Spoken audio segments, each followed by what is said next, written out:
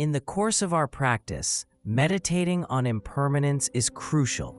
Without practicing impermanence, no matter how vast or profound the teachings you engage with, they may not have a meaningful impact on your journey. These insights are not mere words from a select few. They reflect the personal experiences of many eminent masters, past and present. Thus, I emphasize the importance of engaging in the ngondro practice. Without these preliminary practices, even if you access the Guru's highest tantric teachings, they may not resonate with your mind.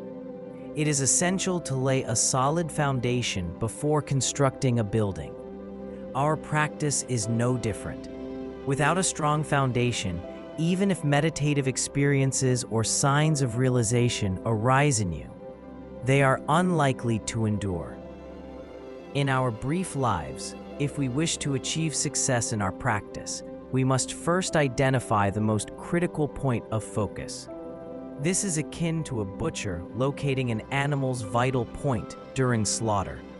A practitioner must rely on a qualified and experienced teacher and heed their guidance. Why is this important? Because a true teacher is deeply compassionate toward their disciples, much like a mother caring for her child. The teacher is willing to impart the most meaningful teachings for the benefit of their students, both temporarily and ultimately. So, what constitutes the most meaningful instruction? The key point is that a practitioner should not adopt a top-down approach, starting with the highest teachings and then moving downward. Instead, they should take a bottom-up approach, beginning with the fundamentals and progressing step by step. Establishing a solid foundation for practice is of utmost importance. Of all the fundamentals, the practice of impermanence is particularly important. Without it, no dharma practice can be successful. The Kayura Sutra states a person who doesn't think of impermanence will desire the glories of the three worlds like a falling leaf in the wind. He wanders through samsara's realms. If we don't practice impermanence well, we'll inevitably cling to fame and wealth in the three worlds. What will happen then? Just as falling leaves blown by the wind have nowhere to settle, we will drift in the currents of karma and be reborn endlessly in the 6 realms of samsara, experiencing all kinds of suffering. However, many worldly people do not realize that their bodies, possessions, status, and wealth are like bubbles that lack any true meaning. They blindly pursue these things, spending time indulging in food, drink, and other pleasures, believing they are living a happy life. In reality, if they truly understood the nature of samsara and the principle of impermanence, they would certainly not waste their time. Shantideva also says, "Today at least, I shall not die." So rash to lull myself with words like these. My dissolution and my hour of death will come to me, of this there is no doubt. If we think, I won't die today, we may live carelessly and choose not to dedicate ourselves to practice. This is unreasonable. Due to my limited state of realization, I may not convey the most profound essence of the principle of impermanence. However, as long as you repeatedly read the Vajra words of the past eminent masters and contemplate them thoroughly, you will undoubtedly reap the benefits in the end. Conversely, if you have never practiced impermanence, you are merely a practitioner in name, not in essence. So, are you a genuine practitioner or a superficial one? Reflect on this carefully. Let's continue with the root text. A lay disciple asked Geshe Potowa, if one wishes to focus on a single dharma practice, which practice is the most important? Many people advocate for specializing in a single dharma practice. So, what is the best practice to choose? Some may suggest reciting the name of Buddha Amitabha, while others may recommend engaging in Chan practice to recognize the nature of the mind, practicing the great perfection, or studying Buddhist logic, among other options. Many suggestions are available. and different practitioners may prefer different instructions and practices. But what is Geshe Potowa's answer? The Geshe replied, "If you want to focus on a single dharma practice, meditating on impermanence is the most important. By contemplating death and impermanence, it initially serves as the cause for entering the dharma. In the middle, it becomes the condition for diligently practicing virtuous deeds. In the end, it helps in realizing the sameness of all phenomena. By contemplating death and impermanence, it initially serves as the cause for entering the dharma. The reason many people hesitate to study and practice the dharma is that they have not fully grasped the concept of impermanence. They often believe there is plenty of time to waste, resulting in a lack of urgency. However, once they truly understand the principle of impermanence, they will feel that time is limited and will immediately commit themselves to practicing the dharma." There is a story in The White Lotus, the great biography of Buddha Shakyamuni. During the causal stage of Buddha Shakyamuni, he was once reborn as a Brahmin, who was later given a name that literally means birth in a cattle pen. This Brahmin was exceptionally intelligent and capable, leading several kings to rely on him for both significant and minor matters. Eventually, he grew disenchanted with worldly life and decided to get ordained. He informed a few kings, "I am going to take ordination and start practicing the Dharma. Do you have any plans for the future?" The kings responded, "If you can wait 7 years until our sons grow up, and we pass the thrones to them, then we will all follow you and get ordained too." The Brahmin replied, 7 years is too long. Greed can easily arise, and indulgence can quickly intoxicate the mind, but our lifespan is uncertain. Therefore, it is difficult to say whether I will be able to get ordained 7 years from now, so I must take my ordination now." When the Brahmin rejected their proposal, the kings attempted to negotiate, shortening the time to 6 years, then 5 years, 4 years, down to 7 months, 7 days, and so on. But the Brahmin still refused. Ultimately, all the kings decided to follow the Brahmin and get ordained that very day. Some people here wanted to get ordained right after arriving at Larangar, but I insisted they undergo a 4-month probationary period. However, after today's Dharma class, will they use impermanence as an excuse to challenge my decision? What should I say in response? I will need to think it over. Therefore, once you decide to engage in positive practice, it's best not to procrastinate, otherwise obstacles may arise. Very often, some Dharma students tell me, "I will first go back to sort things out, make some money, and arrange my work. I will return in 2 years to get ordained."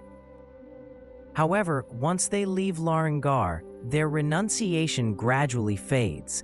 People around them dissuade them from studying the Dharma and pursuing ordination, and they begin to conform to these influences. Eventually, their determination regarding the Dharma diminishes.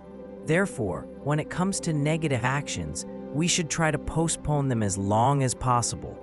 Whereas when it comes to positive actions, we should take action as soon as possible. In the middle, it becomes the condition for diligently practicing virtuous deeds.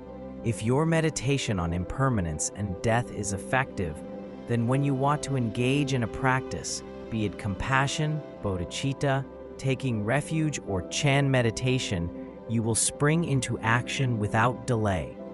Some individuals have embraced the practice of impermanence well, dedicating time each year for retreat practice. Meanwhile, they consistently maintain a full schedule for their daily practice and rarely squander time. In fact, whether a person can practice effectively depends on whether the understanding of impermanence has arisen in their mind. If it has, they will undoubtedly rise early in the morning to practice, will not fall asleep too early at night, and will practice diligently in between. In the end, it helps in realizing the sameness of all phenomena. At first, The practice of impermanence makes you take up the Dharma, and as you progress, it inspires you to practice diligently, making it easier in the end to realize the true nature of reality. Eminent masters of the past did not attain enlightenment without reason. Their realization depended on specific causes and conditions, as well as diligence. Geshe Potowa continued, "At first, meditation on impermanence serves as the cause for severing ties to this life. In the middle, it becomes the condition for renouncing attachment to samsara. And in the end, it aids in entering the sacred path of nirvana. At first, meditation on impermanence serves as the cause for severing ties to this life. If we don't practice impermanence, we won't be able to set aside, even for just a few days, our attachment to family, friends, status, wealth, and fame. We will continue to view these aspects of life as very important. In the middle, it becomes the condition for renouncing attachment to samsara. Once we develop a deep sense of impermanence, we will no longer pursue pleasures in samsara, nor will we desire rebirth in the celestial realm. All we seek is liberation. In the end, it aids in entering the sacred path of nirvana. With the practice of impermanence, there is no barrier to entering the path of nirvana. This is because we recognize that everything is impermanent, and impermanence leads to suffering. The only way to eradicate suffering is to attain ultimate nirvana by following the path to enlightenment. Therefore, you will strive for nirvana. It is stated in the Madhyama Agama. Thus, one shouldn't cling to all things in this world. Instead, one should cultivate aversion to them and pursue renunciation and liberation. Because past eminent masters and some present senior practitioners have developed a conviction in impermanence, they feel that life is short.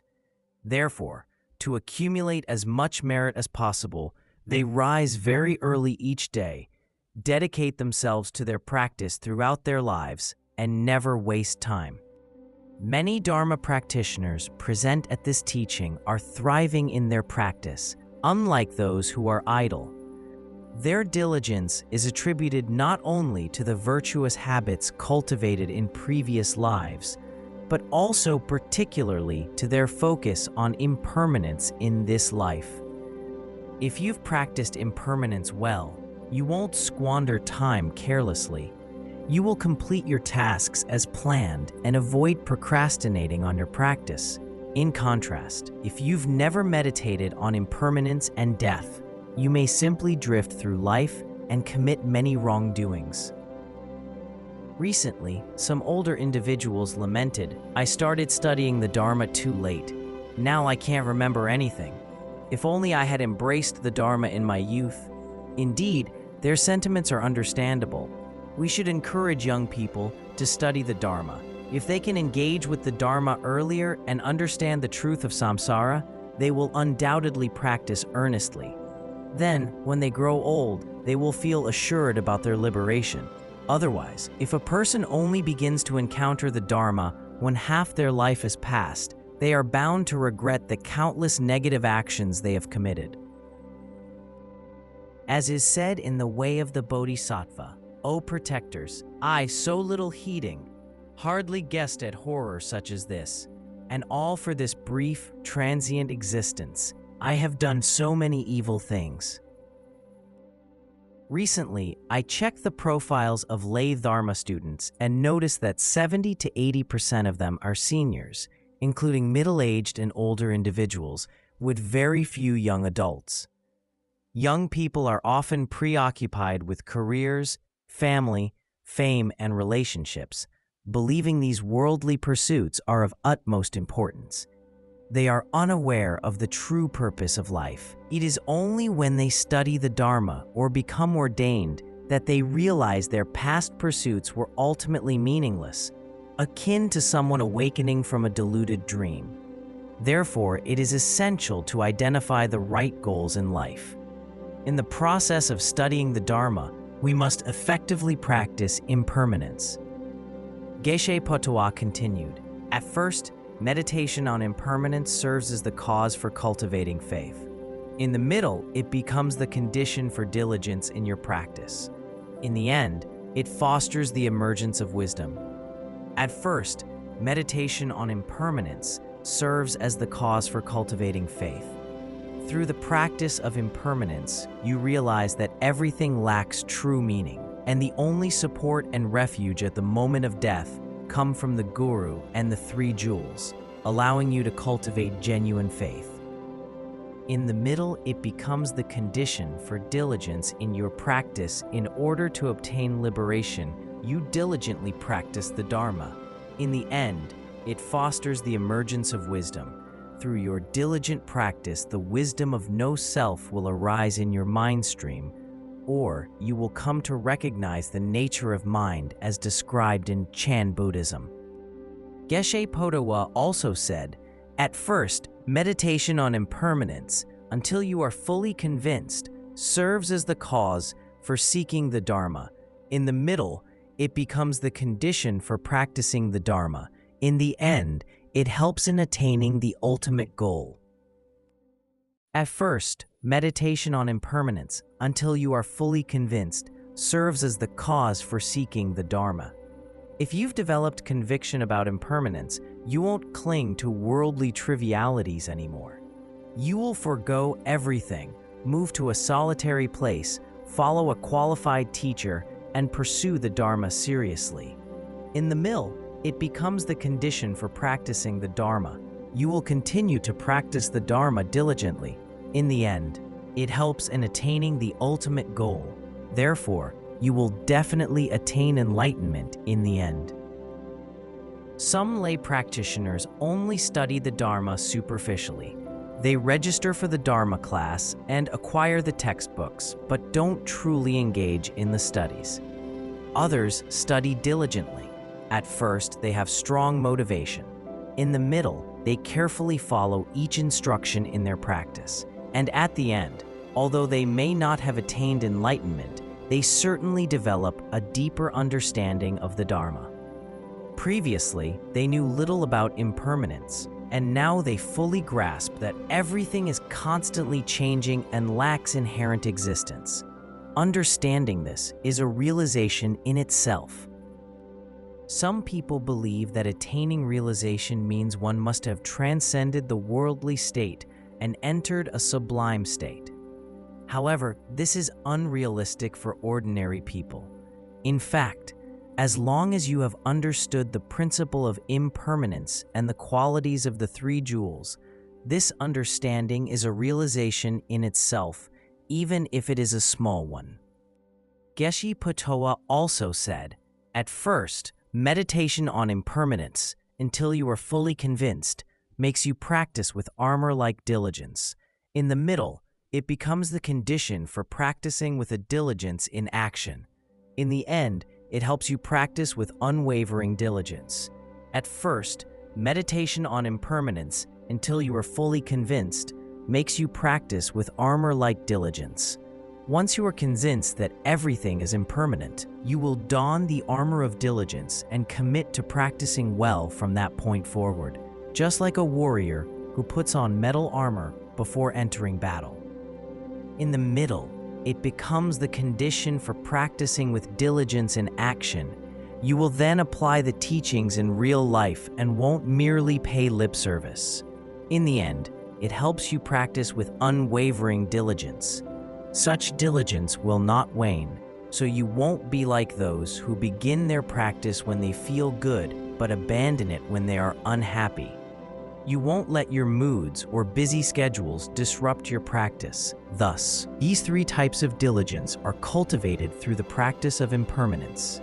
To sum up, Geshe Potowa briefly explained the importance of meditation on impermanence. When we develop a conviction about impermanence, many states of practice will arise naturally within us.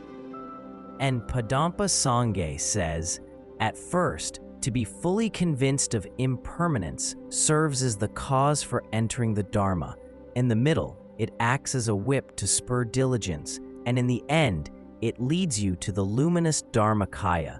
At first, to be fully convinced of impermanence serves as the cause for entering the Dharma. If you are initially convinced of impermanence, you will embrace the Dharma. Many Sangha members often say, "The reason I chose to get ordained at Larungar was due to an experience of impermanence." At first, someone might find it intriguing to discuss impermanence, but as they reflect on it more deeply, they come to recognize the truth that everything is indeed impermanent. This realization fosters a sense of urgency, leading them to understand that they should no longer squander their lives to pursue the path to liberation. Through various extraordinary causes and conditions, they arrived at Larungar and began a long-term study and practice of the Dharma. Some have remained at Larungar for over 10 years. Many Sangha members at Larungar also decided to take ordination after grasping the truth of impermanence. Therefore, a deep conviction in impermanence serves as the cause for many to embrace the Dharma. In the middle, it acts as a whip to spur diligence. When a person lacks conviction about impermanence, they will spend their days idling. In contrast, when they have embraced the concept of impermanence, they will practice diligently at all times and will not relax, as if someone is urging them to move forward. In the end, it leads you to the luminous Dharmakaya. Once upon a time, there was a king whose favorite concubine could only live for 7 days. The king had no choice but to bring her to a female arhat. The arhat had the concubine ordained and instructed her to meditate on impermanence. 7 days later, the concubine died and was reborn in the celestial realm as a result of the blessings from her practice of impermanence.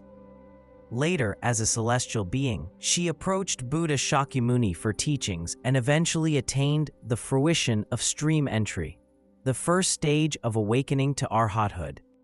Thus, as long as you listen to and reflect on the teaching of impermanence, you can uproot the causes of samsara and attain true liberation. Unless you feel this unaltered conviction in the principle of impermanence, any teachings you believe you have received and practiced will only make you increasingly impervious to the Dharma. What does unaltered conviction mean? When a teacher explains the principle of impermanence, you find it to be undeniably true. After class, when you observe the external environment and sentient beings, you recognize their impermanence. This understanding of impermanence emerges from the deliberate effort of contemplation and meditation. Unaltered conviction is a further step up. At all times, you naturally perceive that everything, status, wealth, and others' opinions of you, are impermanent and lack inherent meaning, allowing you to refrain from clinging to anything in this illusory world. Dzogchen adepts abide in a state where their awareness is free from any fixed reference point, awestruck, unimpeded, vivid, and dreamlike. This is similar to how you feel when unaltered conviction in the principle of impermanence arises within you. Some individuals become deeply attached to worldly pursuits. When they cannot attain their longed-for status or relationships, they experience so much pain that they would rather die. Why does this happen? It's because they have never meditated on impermanence. Here's a pertinent story. Once, there was a king who shared a deep romantic bond with his consort. Over the years, the couple remained in love and could not bear to part from each other. One day, the king whimsically decided to test how much his consort loved him. He instructed a servant to tell her that he had been eaten by a tiger while he hid in the imperial garden to observe her reaction. Upon hearing the news, the consort was so devastated that she fell to the ground and died. The king was filled with remorse. He carried his consort's corpse to a cemetery and stayed by her side all day long, wailing while affectionately calling her name. Eventually, the corpse decayed and became a skeleton, which then weathered away. Yet the king never left. Thus, he spent 12 years, some say 8, in the cemetery. Later, a master sought to guide and liberate him, so he brought a crock to the cemetery. As the master approached the king, he intentionally let the crock fall to the ground, shattering it into pieces. The master pretended to be heartbroken, crying loudly while calling out the name he had given to the crock. Seeing this, the king could no longer bear it. He paused, missing his consort and calling her name, and said to the master, "How foolish you are. Is it worth feeling so sad over a broken crock? Will it never break? Can't you just find another crock to replace it?" The master replied, "You are more foolish than I. My crock was broken, but at least I still have its pieces. You cannot even find a single particle of your consort now, yet you remain here in great pain." The king was like one awakened from a dream. He immediately realized that everything is impermanent and developed faith in the master, asking him to take him as a disciple. Later, under the master's guidance, the king fully recognized the nature of the mind and became a great Mahasiddha. Therefore, when you see someone who has gone through a divorce or breakup, you should also take a crock and smash it in front of them, pretending to cry out loud. This is a pith instruction. Perhaps it will work. The audience laughs. However, some individuals have specific dispositions. Even if we explain the principle of impermanence well to such a person, they will still feel pain. In this case, we cannot be of much help. Nevertheless, reflecting on impermanence is a profoundly impactful practice. Without this foundational practice, your other practices may only skim the surface and may not be effective. Only when you have developed a conviction about impermanence will it be easy for you to engage in any dharma practice. Padma Sangye also said, "I never see a single Tibetan practitioner reflecting on death, nor have I found anyone who has remained in this world forever. Monastics accumulate wealth. Are they planning to offer it to the Lord of Death? They hoard rare and precious treasures. Do they secretly hope to bribe the minions of Yama? Ha ha. Observing these Tibetan practitioners makes me laugh." Padma Sangye spoke critically of Tibetans. According to historical accounts, the Tibetan population was about 10 million at that time. And among that many people, Padma Sangye claimed there was not a single Tibetan who practiced impermanence well. However, later, when he met Jetsun Milarepa, he remarked, "You are the only one who has attained the state beyond pursuit, effort, and activities among all the Tibetan practitioners." This suggests that Padma Sangye may not have met Milarepa when he made his comments about Tibetan practitioners. Padma Sangye traveled to Tibet 5 times. At that time, Buddhism was relatively prosperous, and many Kadampa and Nyingma practitioners were retreating in hermitages. In my view, Tibetans of that era were much better than today's counterparts. Padma Sangye may have been addressing most practitioners, chastising them for not practicing impermanence well and for rarely meditating on death. Padma Sangye held a low opinion of Tibetans, and I sometimes have similar thoughts about Han Chinese practitioners. For example, some practitioners who specialize in reciting the name of Buddha Amitabha seem obsessed with fame and superficial goals, rarely considering the attainment of liberation from samsara. Essentially, they may regard the land of great bliss merely as a heaven, pursuing nothing but a comfortable worldly life. Some practitioners who focus on meditation do not aspire to attain enlightenment for the sake of liberating all sentient beings. Instead, they meditate simply because it relaxes them and dispels their discursive thoughts. Both monastics and lay practitioners today sometimes behave in ways that are not in accordance with the Dharma. I often have this impression, but am reluctant to point fingers at any individual. Padma Sangye also said, "The most learned are often filled with arrogance. The best meditators hoard wealth. The solitary hermits remain distracted. The renunciates of home and country feel no shame. Those individuals are merely practitioners in appearance. They take pleasure in creating negative karma. They can witness others dying but fail to recognize their own impending demise. All these faults stem solely from a lack of contemplation on impermanence.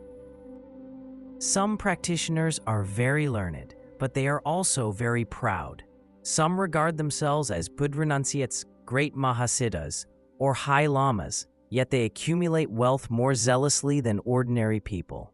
Some enter solitary retreats, but become preoccupied with trivialities, such as gathering people for insignificant activities or listening to worldly radio broadcasts every day.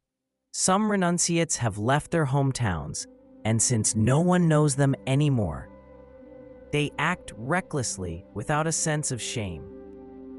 These individuals are immune to the dharma, making them merely practitioners in name. They are drawn to wrongdoing. Although they often witness others dying, they have never considered that they too may die soon. All these mistakes stem from their lack of understanding of impermanence. Therefore, whether one is a monastic or a lay practitioner, if one hasn't practiced impermanence well, one cannot become a true practitioner.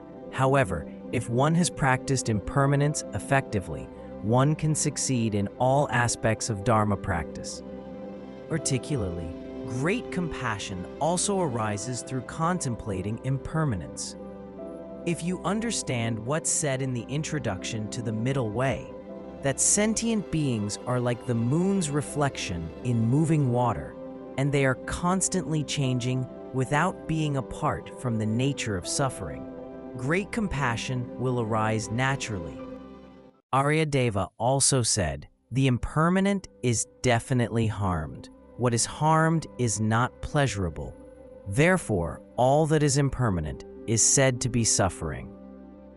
Anything that is impermanent carries the nature of suffering, albeit with fleeting moments of happiness. Someone may have a good job and a loving family, feeling like the happiest person in the world.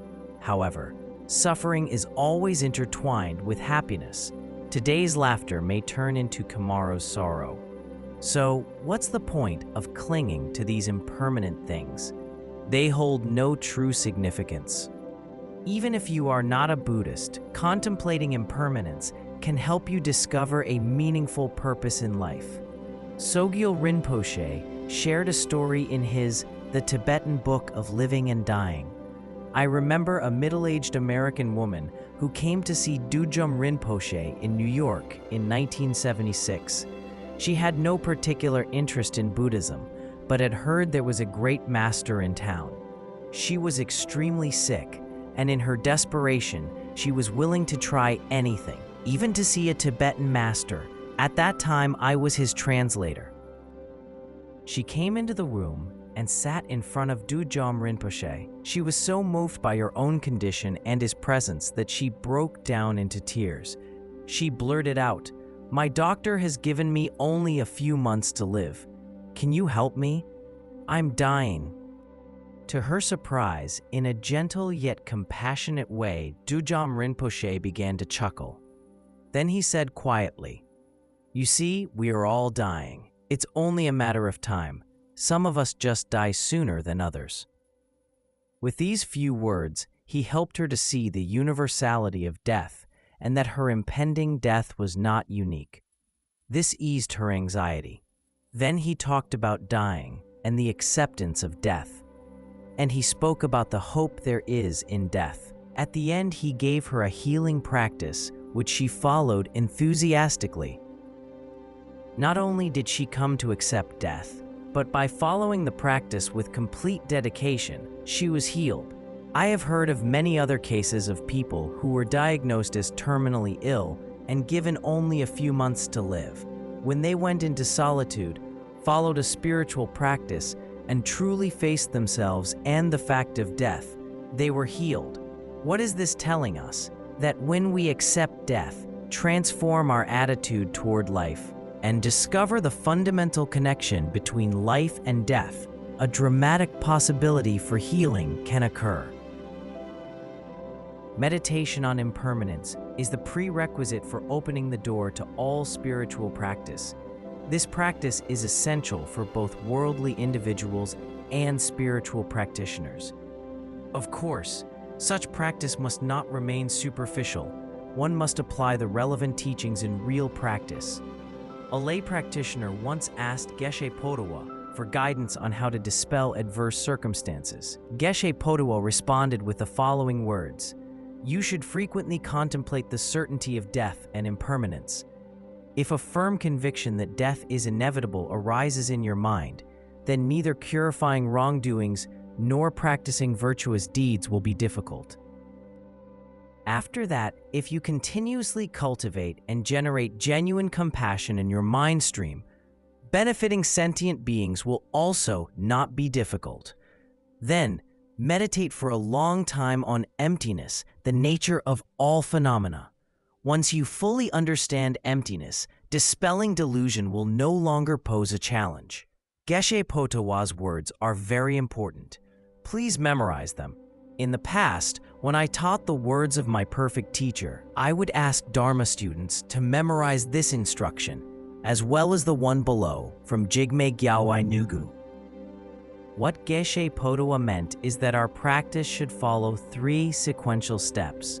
First, meditate on death and impermanence repeatedly until you develop a sincere conviction about the principle of impermanence. Once you do, it will no longer be difficult to put aside wrongdoings and engage in virtuous actions.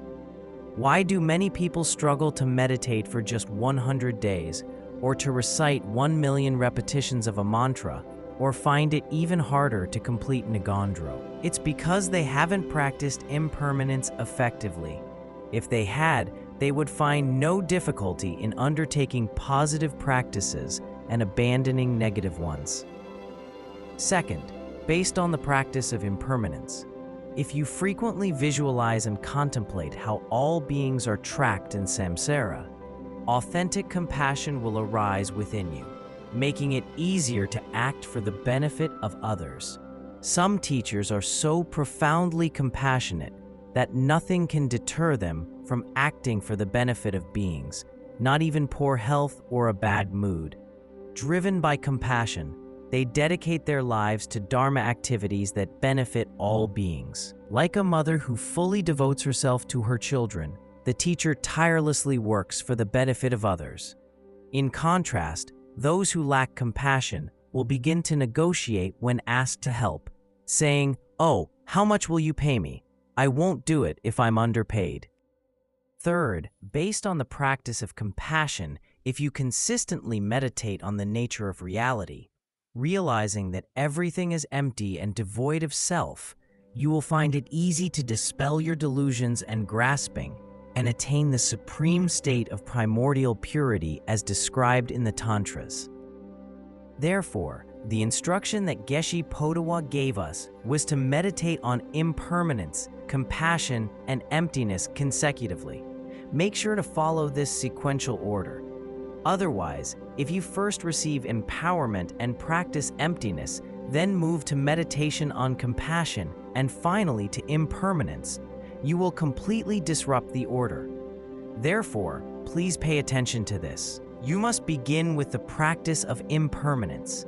Once we have such conviction about impermanence, we will inevitably let go of all attachment to the worldly affairs of this life.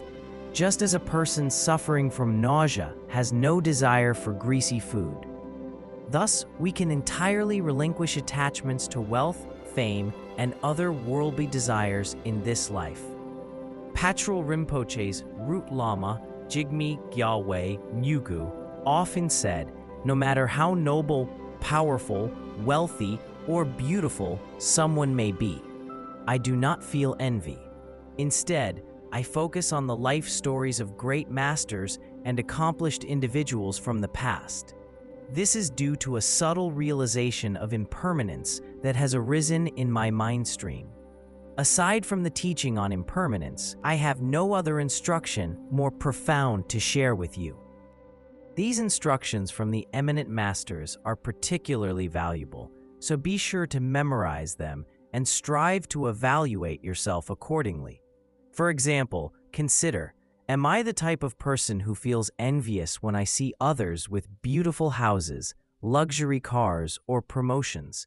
Do I have a strong desire to attain these things myself? If you have cultivated certain beliefs about impermanence, you will undoubtedly become indifferent to fame and wealth and will hardly cling to anything. How can you tell if you have conviction in impermanence? You should be like Geshe Potowa, who went to meditate in the mountain solitudes of Jomo Karak in the province of Sang. Geshe noticed a thorn bush at the entrance of his case that frequently snagged on his clothes. As first, he considered cutting it down, but then he reconsidered. Alas, I may die in this cave. I do not even know if I will ever have the chance to leave again. It is better to prioritize my dharma practice. Later, when he stepped out of the cave, he reflected again. I do not know if I will ever return to this cave. Thus, he never removed the thorn bush. He practiced in the cave for many years until he became an accomplished master. When he left, the bush remained uncut. On the surface, this is quite an ordinary story, but it conveys a very profound pith instruction. Some Dharma practitioners are not like Geshe Potowa. They reside in a solitary valley, yet insist on building a magnificent house. I saw a few such houses today. Here is another practitioner who has excelled in the practice of impermanence. Rigzin Jigme Lingpa would always spend the time of the constellation Rishi in autumn at a particular hot spring. The sides of the pool had no steps, making it very difficult for him to enter to the water. His disciples offered to carve some steps, but he replied, "Who knows if I'll even have the chance to bathe here next year? What's the point of all this trouble?" He frequently spoke of impermanence like that. Many practitioners constantly procrastinate regarding their practice, yet spring into action immediately for worldly trivialities. Eminent masters of the past did precisely the opposite. Under all circumstances, they prioritized their practice and set aside everything else. Otherwise, as the proverb says, tomorrow comes, and again comes tomorrow. Tomorrows are like rivers that endlessly flow. If all my tasks are put off until tomorrow, my time wasted to no purpose will brew woe. If we continue to postpone our practice, the recitation we should complete today is deferred until tomorrow, but tomorrow is fully scheduled, so we must delay it further to the day after tomorrow. If we persist in this manner, we will ultimately fail to succeed in any practice. Therefore, we must cherish the present moment. As the renowned Chinese poet Tao Yuanming said, "The splendid year never comes again, and the morning of a day won't return. Work hard whenever you can, because time waits for no man." We should make every effort to align our minds with the principle of impermanence before and during meditation. Many people ask me, how many days should I meditate on impermanence? The answer is clearly stated in the text. Until you have developed sincere conviction about impermanence, you must continue practicing it for as long as necessary, whether that be 100 days, 200 days, 3 years, or 5 years. Ultimately, you will come to fully understand that everything lacks substantial meaning, and that practicing Dharma is the only truly meaningful pursuit. We should meditate on impermanence with the 3 supreme methods. Begin by generating bodhicitta, and as the main practice, make every effort to train our mind until the unaltered view of impermanence really permeates our every thought. Finally, conclude our practice with dedication and aspiration. It is essential to follow in the footsteps of noble predecessors, and with utmost effort and diligence, continue our practice. Here's a summary verse. Although impermanence surrounds me, I still cling to permanence. Although I have reached old age, I still think of myself as young. Bless me and all misguided beings like me, that the realization of impermanence may arise in our minds. Patrul Rinpoche said with humility, "Impermanence unfolds right before me.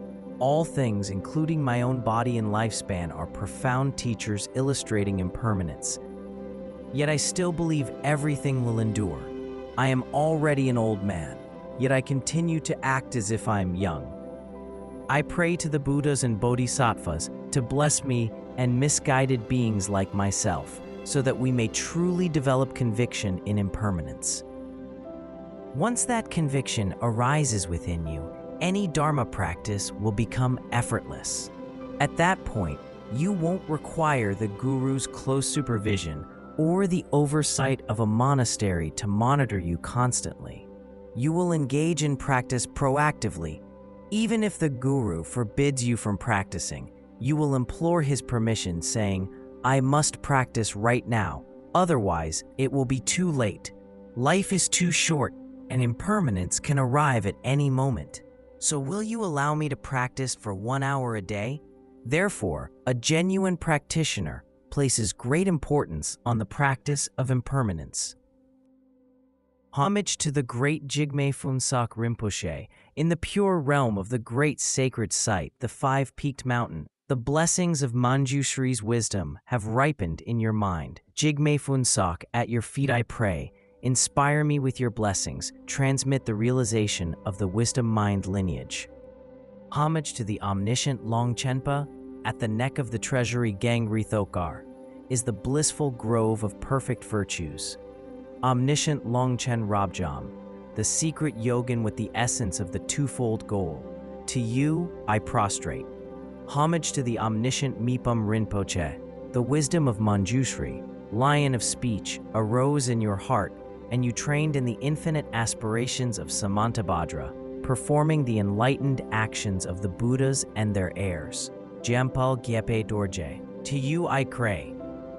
May the supreme blessings of the Guru's body, speech, and mind completely permeate the minds of all our disciples, so that we can carry forward the vast Dharma activities of spreading the Dharma and benefiting sentient beings. May each and every being generate the conviction in impermanence. May each and every being generate the conviction in impermanence. May each and every being generate the conviction in impermanence. This concludes the chapter on the impermanence of life.